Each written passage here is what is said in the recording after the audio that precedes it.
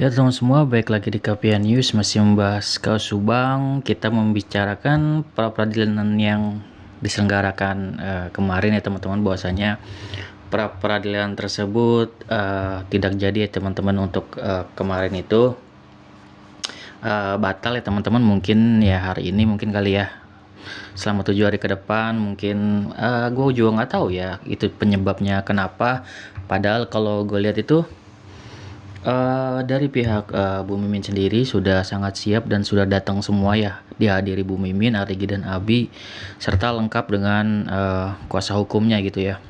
Namun di sini teman-teman bisa lihat, mungkin dari pihak kepolisian belum siap kali ya untuk menampilkan data-datanya kayak gitu. Jadi kemungkinan mungkin ya hari ini atau mungkin di tanggal tertentu ya. Kalau dari Bang Jack sih bilang tanggal 11 ya baru akan dimulai, tapi gue juga nggak tahu ini diatur jadwalnya ataukah hari ini akan ada yang namanya pra peradilan. Yang pasti waktunya nggak bakal lama ya teman-teman. Dan sini untuk video kali ini gue akan membahas tentang strategi dari kuasa hukum Bu Mimin atau kuasa hukum Pak Yosef dan Bu Mimin ya, yaitu Pak Fajar dan juga Pak Rohman ya teman-teman.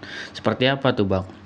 Jadi kan pada saat itu kemarin itu diwawancari ya oleh siapa yang namanya Misteri Mbak Suci ya, diwawancari oleh Mbak Suci, yaitu kuasa hukum dari Pak Yosef dan Bu Mimin, yaitu Pak Fajar ya teman-teman. Ditanyakan suatu hal yang mungkin dipertanyakan oleh semua orang, yaitu mengenai mengapa Pak Yosef tidak diikut sertakan atau tidak didaftarkan, yaitu karena Pak Fajar menjawab yaitu karena nanti Pak Yosef akan didaftarkan nanti setelah Bu Mimin gitu. Jadi Bu Mimin, Arigi dan Abi terlebih dahulu, setelah selesai baru nanti next slotternya gitu ya, nextnya baru Pak Yosef didaftarkan terpisah. Jadi itu jawaban dari Pak Fajar. Jadi menurut gue itu adalah bagian dari strategi dari kuasa hukum Pak Yosef dan Bu Mimin ya teman-teman.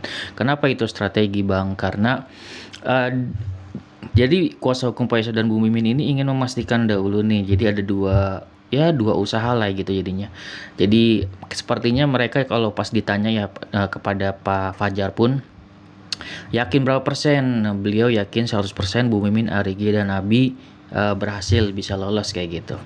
Kemungkinannya kalau misalkan nanti Bu Mimin, Arigi dan Abi bisa lolos, dan tentunya lebih bersemangat lagi untuk melolosi Pak Yosef kayak gitu. Andai pun nanti tidak lolos Bu Mimin, Arigi dan Abi, setidaknya mereka masih punya satu kesempatan untuk usaha di kloter kedua gitu ya, meloloskan Pak Yosef atau mendaftarkan Pak Yosef. Jadi itu ternyata strategi dari kuasa hukum Pak Yosef dan Bu Mimin ya teman-teman. Jadi mereka tuh ingin adanya 2 kali kesempatan kayak gitu.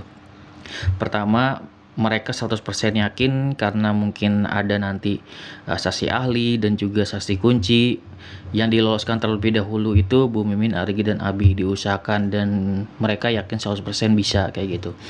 Dan baru nanti titik terberatnya di Pak Yosef kan, kalau Pak Yosef kan ada bukti-bukti yang sangat kuat dan memberatkan beliau gitu ya. Dan ternyata memang Pak Yosef dipisah karena mungkin kasusnya kan lebih berat gitu untuk mereka mengajukan yang namanya suatu pra peradilan. Dan tentunya kalau untuk Pak Yosef, saksi kunci yang dihadirkan yaitu tentunya Ibu Surhabi itu gitu ya. Dan mungkin ada lagi yang lain gitu ya yang melihat Pak Yosef. Kalau nggak salah tetangganya juga ada tuh yang melihat Pak Yosef pada saat itu cuman berpapasan doang. Itu juga mungkin bagian dari saksi kunci juga gitu.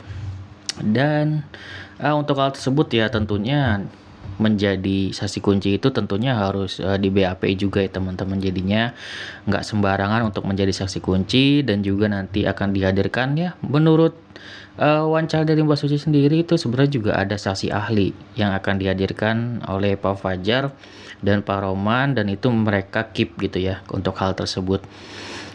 Dan gue nggak tahu berapa persen mereka akan bisa memenangkan, tapi yang pasti gini aja, menurut gue pribadi itu kan apa namanya ya, upaya hukum ya teman-teman, biarkan upaya hukum ini dijalani, dan tentunya pihak kepolisian akan mempersiapkan dahulu untuk dua alat buktinya kan yang mereka harapkan kan.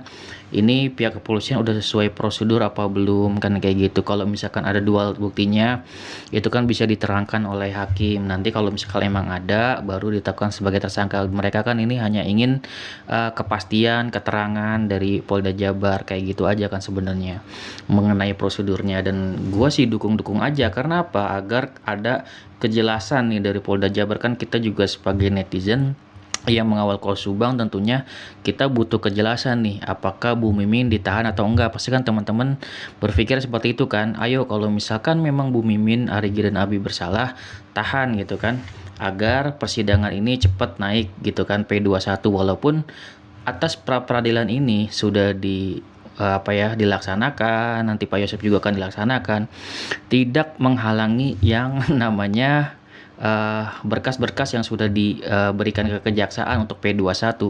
Jadi memang sudah beberapa hari lalu memang sudah dikirim gitu ya. Artinya apa? Artinya pihak kepolisian ini, Polda Jabar ini sudah sangat yakin 100% teman-teman bahwasanya ini akan naik P21, karena terlihat dari ciri-cirinya. Ciri-cirinya apa? Ciri-cirinya adalah dari pihak kepolisian sangat pengen cepat-cepat ingin melakukan rekonstruksi gitu, ingin melakukan rekonstruksi, padahal Bu Mimin, Abi dan Arigi belum ditahan. Itu adalah suatu hal-hal yang janggal, di mana pihak kepolisian kok yakin banget gitu. Terus yang kedua, gue di sini ada suatu hal yang mungkin tidak dibahas-bahas oleh para YouTuber lain ataupun informasi dari berita manapun, bahwasanya ini mengenai yang namanya OOJ ya teman-teman. Jadi di situ belum dibahas, tapi di situ gue yakin mungkin ada salah satunya yang sudah bicara gitu ya. Namun kan di sini pihak kepolisian kalau ada yang mengaku atau apa, pihak kepolisian tuh lebih tertutup dari tutup kepada media. Jadi kita tuh tidak tahu apa rahasia dari kepolisian, dan karena saking kita tidak tahunya ya, tentunya gue yakin berkas-berkas yang sudah diberikan ke pihak kejaksaan tentunya sudah lengkap menurut gua. Jadi kita tinggal nunggu aja persidangannya seperti apa. Dan kalau untuk Bu Mimin melakukan namanya pra peradilan dan Pak Yosef juga, itu kita anggap adalah juga bagian dari alur cerita dari hukum itu sendiri, dan memang harus dijalani sesuai informasi dari Kombes Pol Ibrahim Tompo. Memang itu harus dijalani gitu. Jadi emang urutannya seperti itu. Nanti tentunya berujung akan di persidangan juga gitu, dan disitulah titik dimana pihak kepolisian benar-benar mengeluarkan semua buktinya kayak gitu. Jadi tentunya dari pihak Bu Mimin, Pak Yosef memiliki strategi agar terbebas dari hukum. Tentunya mereka berhak untuk mendapatkan keadilan sesuai hukum yang ada, upaya hukumnya yang dijalankan ya, kita tinggal tontonin aja gitu kan, karena itu memang sesuai sesuai dengan prosedur kok. Kita tidak bisa bilang wah misalkan Bu Mimin sebagai pelakunya tidak berhak untuk mendapatkan perlindungan hukum, tidak berhak untuk melakukan pra peradilan, kan tidak seperti itu ya teman-teman. Mereka sebagai warga negara berhak untuk melakukan upaya-upaya hukum, dan tentunya nanti kita tinggal nontonin aja gimana hasilnya, gimana hakim bisa memutuskan apakah mereka akan ditahan atau enggak kayak gitu. Oke, sekitar dari gua, semoga bermanfaat. Wassalamualaikum warahmatullahi wabarakatuh. Teman-teman.